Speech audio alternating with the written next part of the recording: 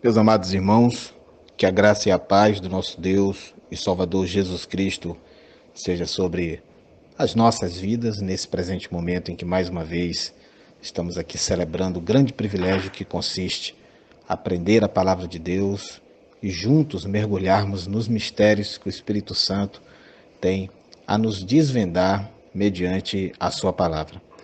E hoje, mais do que nunca, o tema ele aborda precisamente aquilo que se costuma atribuir ao Espírito Santo em nosso meio. O batismo com o Espírito Santo e a sua relação com o dom de línguas. Até que ponto o movimento pentecostal erra e acerta em sua teologia neste aspecto? Meus irmãos, eu tenho a consciência de que me cabe nesse presente momento uma tarefa que tem um peso e um custo para minha alma. Digo isso porque eu congrego neste maravilhoso grupo uma maioria de pastores e líderes que pertencem ao cristianismo evangélico pentecostal. Em verdade, em minha própria vida particular, eu devo admitir que a esmagadora maioria de meus amigos de caminhada na fé, de jornadas missionárias e de desafios pelo mundo evangelístico são fervorosos e sinceros irmãos pentecostais. Também preciso, mais uma vez, reafirmar aqui o que já disse por diversas vezes, que em meu próprio histórico de fé eu tenho uma passagem da qual sinto muito orgulho e muitas saudades. Quando ainda bastante jovem, vivi em torno de 5 anos da minha jornada cristã como membro da Assembleia de Deus, Ministério de Madureira, no conhecido bairro do Quatraque, aqui em São Luís do Maranhão, onde testemunhei experiências maravilhosas do amor e do poder de Deus, e onde aprendi a respeitar profundamente o pentecostalismo clássico. E eu também tive o privilégio de pertencer a uma geração que antecedeu o neopentecostalismo. Então, assim como quem discerne águas limpas de águas poluídas, eu sei muito bem o que é o genuíno cristão pentecostal e que este cristão nada tem a ver com o herético movimento neopentecostal e seu anátema outro evangelho.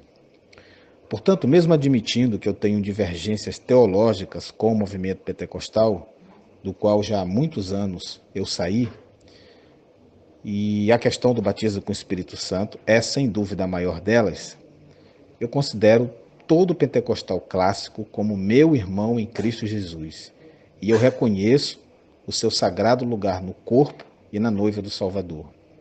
Uma vez que nos princípios fundamentais da fé, sobretudo no alicerce soteriológico, eu tenho praticamente o seu mesmo olhar a partir das Escrituras.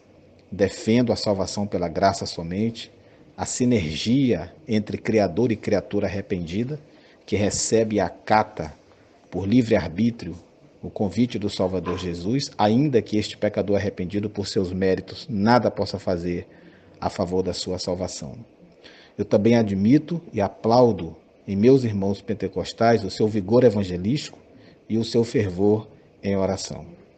Feitas essas considerações, temos a seguir o nosso relato exegético daquilo que entendemos com muita sinceridade por batismo com o Espírito Santo, sua relação com o dom de línguas, e assim, tecendo muito humildemente perante todos os meus irmãos a forma como nós enxergamos essa questão.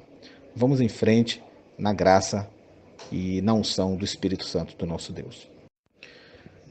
Eu creio, meus amados, que não seria nenhum exagero afirmar que um dos assuntos onde há maior confusão hoje é a questão do batismo com o Espírito Santo e o dom de línguas. Não porque a Escritura não seja clara no seu ensino com respeito ao assunto, mas porque a experiência e não a palavra de Deus tem ditado a forma de se compreender essa doutrina tão importante. Eu gostaria de considerar, muito brevemente, somente algumas verdades que a Bíblia ensina com respeito ao batismo com o Espírito Santo. Eu não tenho a pretensão aqui e nem a arrogância de afirmar que vou esgotar essa questão. Mas a palavra de Deus nos dá algumas indicações e várias dessas indicações o movimento pentecostal e neopentecostal repudiam. Em primeiro lugar, eu creio que todos os crentes são batizados com o Espírito Santo. 1 Coríntios 12, 13. Porque em um só Espírito fomos todos nós batizados num só corpo. O texto é claro e não é necessário nenhuma destreza exegética para entender o seu significado. Todos, e não somente alguns, foram batizados com o Espírito Santo. Não há uns poucos privilegiados, essa bênção é de todos aqueles que creem nas Escrituras, ou melhor, no que as Escrituras dizem acerca do bendito Filho de Deus. João capítulo 7, verso 38 e 39, está escrito: quem crê em mim, como diz a Escritura, do seu interior correrão rios de água viva. Se alguém disser que conhece uma pessoa crente, mas que não é batizada com o Espírito Santo, deve-se entender que esta pessoa nunca foi um crente genuíno, porque todos os que creem são ou foram batizados com o Espírito Santo, porque o batismo com o Espírito Santo ocorre no ato da conversão, ou pouco antes. Há de se considerar ainda o caso de João Batista, que desde o ventre da sua mãe já era cheio do Espírito Santo. É curioso como as nossas visões particulares de certas coisas, e ainda mais quando apoiadas por certas experiências, nos deixam de forma completa e totalmente cegos.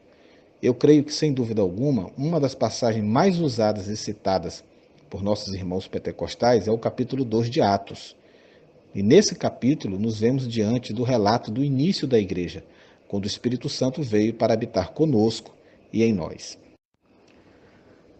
E fazendo menção a esse texto, irmãos, eu levanto aqui um questionamento. O que Pedro afirma nessa passagem? Quais são os pré-requisitos que Pedro apresenta para alguém receber o batismo com o Espírito Santo, para receber o dom do Espírito? Vamos à Bíblia. Atos, capítulo 2, versículo 38. Arrependei-vos e cada um de vós seja batizado em nome de Jesus Cristo, para a remissão de vossos pecados, e recebereis o dom do Espírito Santo. Portanto, se alguém disser que determinado irmão não recebeu o dom do Espírito Santo, a promessa derramada por Jesus, o batismo com o Espírito Santo, será o mesmo que dizer que tal pessoa não se arrependeu dos seus pecados e ainda está no mundo sem Deus e sem esperança. Isso é o que nós depreendemos daquilo que Pedro fala em Atos 2,38. E o versículo seguinte, Atos 2,39. Porque a promessa vos pertence a vós, a vossos filhos e a todos os que estão longe, a quantos o Senhor, nosso Deus, chamar. Sim, irmãos, é para todos quantos Deus chamar. Não é só para alguns irmãos de algumas linhas pentecostais, e não existe nenhum tipo de contemplação privilegiada no que diz respeito a isso. Não é só para os crentes que viveram após o ano de 1910, não é só para uma elite espiritual, de forma alguma. Cristo morreu por todos aqueles que creem nele, e os benefícios que ele conquistou na cruz são outorgados a todos. Todos aqueles que foram verdadeiramente chamados por Deus receberam o dom do Espírito Santo, do qual Pedro fala no capítulo 2 de Atos. Em segundo lugar, o dom de línguas ele não é sinal de batismo com o Espírito Santo, ou evidência de batismo com o Espírito Santo, como alguns de nossos irmãos propagam no meio pentecostal. Os discípulos falaram em outras línguas em Atos 2, mas nada é dito acerca dos quase 3.000 que se converteram naquela ocasião. Além do mais, e ainda mais contundente, no mesmo capítulo que Paulo diz: pois em um só Espírito fomos todos nós batizados em um só corpo. 1 Coríntios 12, 13, o próprio Paulo pergunta: porventura são todos apóstolos? São todos profetas? São todos mestres? São todos operadores de milagres? Porventura todos têm dons de curar? Porventura falam todos em línguas? Interpretam todos? Isso está em 1 Coríntios 12, 30. E a resposta é óbvia, é não para todas as perguntas. Nem todo mundo é apóstolo, nem todo mundo é profeta, nem todo mundo é operador de milagres, nem todo mundo tem um dom de curar, nem todo mundo fala em línguas, como nem todo mundo as interpreta. Mas todos foram batizados num só Espírito. É isso que Paulo diz. O capítulo ainda dá o exemplo de que nem todos os membros são olho, são ouvido, etc. Ele faz então uma analogia com os dons, os quais Deus distribuiu e distribui soberanamente, ou seja, segundo a sua vontade. O dom de línguas é um dom que o Espírito Santo concede soberanamente a alguns, mas o batismo não, ele é uma promessa para todos os que creem, para toda a igreja. Não que creem no batismo, como se tem pregado e ensinado por aí, mas que creem no Cristo que batiza.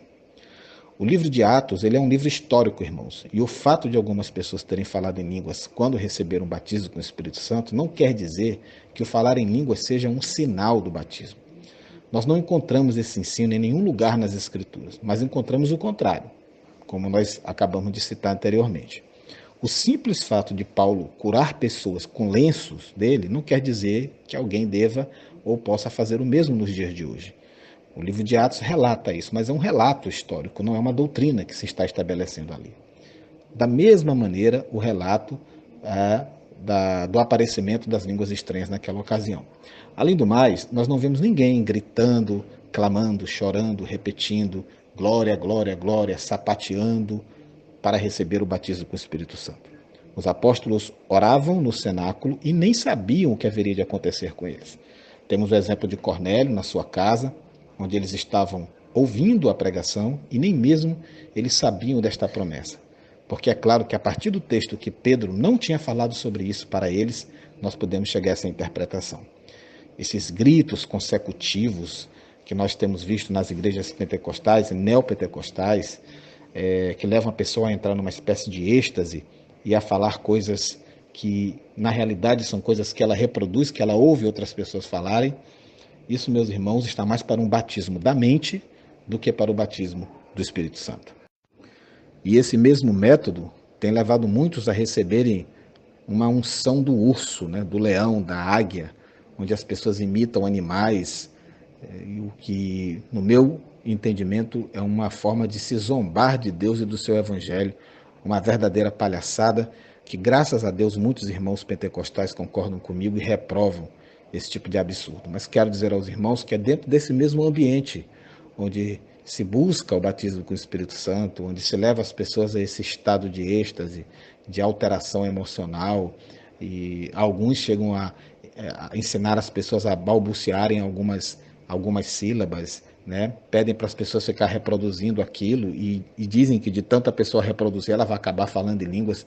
Esse tipo de procedimento é claramente um ato de charlatanismo, uma enganação flagrante e algo que não tem nenhum respaldo na palavra de Deus. Em terceiro lugar, irmãos, o dom de línguas, ele é dom de línguas, ou seja, ele é dom de idiomas, ele não é dom de expressões estáticas. É muito fácil para alguém afirmar hoje em dia, no meio pentecostal, que fala em línguas, porque as pessoas perderam a noção do que é o dom de línguas que a Bíblia fala. O dom de línguas na Bíblia era a capacidade das pessoas falarem outros idiomas, sem nunca terem aprendido ou estudado esses idiomas. Isso é claro, irmãos, a partir do relato do capítulo 2 de Atos. Atos 2, de 7 a 8. E todos pasmavam e se admiravam, dizendo uns com os outros: pois que não são galileus todos esses que estão falando? Como é, pois, que os ouvimos falar cada um na própria língua em que nascemos? Isso, amados, explica porque Paulo pôde vir a ser um grande missionário, visto que ele aprendera sobrenaturalmente outros idiomas. Ele mesmo disse que falava mais línguas do que todos os crentes de Corinto. Contudo, quão tristemente longe disso está o dom de línguas de hoje. São meras expressões estáticas, expressões reproduzidas, sem significado algum. Ninguém precisa de algo natural, irmãos, para pronunciar uma espécie de abracadabra sobrenatural. E a gente percebe que a grande maioria das pessoas, elas repetem essas mesmas expressões. Paulo disse que as línguas eram um sinal para os incrédulos. Por quê? Ora, irmãos, se um alemão entrar aí na sua igreja, e conhecendo as pessoas humildes e iletradas que ali congregam, ouvir alguma delas pregando o evangelho em alemão, ele seguramente chegará à conclusão de que Deus está ali. Mas quem se impressionaria com expressões estáticas, sem sentido? Vemos claramente que a maioria pronuncia essas supostas línguas de forma mecânica e imitativa, em geral com 2 ou 3 sílabas geralmente iguais em qualquer lugar do Brasil por onde você andar. E que, por respeito aos meus irmãos pentecostais, não vou reproduzir aqui, para que isso não pareça ser uma ação desrespeitosa da minha parte, o que não é a minha intenção.